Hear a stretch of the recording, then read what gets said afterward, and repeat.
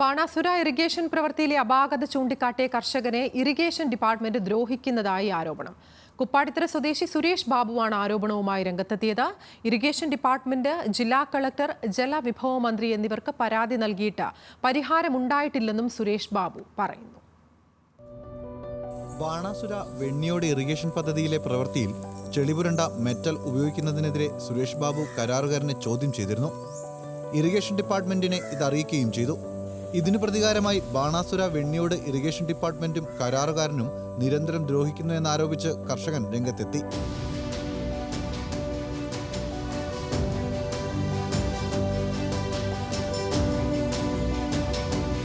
ഇനി ഇങ്ങനെ കൃഷി നശിച്ചുകൊണ്ടിരിക്കുമ്പം ഞാനിത് ലോൺ എടുത്തിട്ടും ഇതും എല്ലാമാണ് ഈ ഒരു കൃഷി നടന്നത്.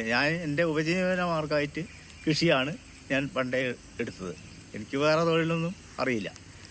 ഇപ്പം ഇവർ എന്നെ ഈ ഒരു പറഞ്ഞതിൻ്റെ ഒരു ദേഷ്യത്തിൽ ഇവർ എന്നെ നിരന്തരം എല്ലാ കൊല്ലവും ഇപ്പം 3 കൊല്ലമായി ഇവർ എന്നെ ദ്രോഹിച്ചുകൊണ്ടിരിക്കുകയാണ്. വയലിലേക്ക് വെള്ളമൊഴുക്കി വിട്ട് കൃഷികൾ നശിപ്പിക്കുന്നുവെന്നാണ് സുരേഷ് ബാബുവിന്റെ ആരോപണം.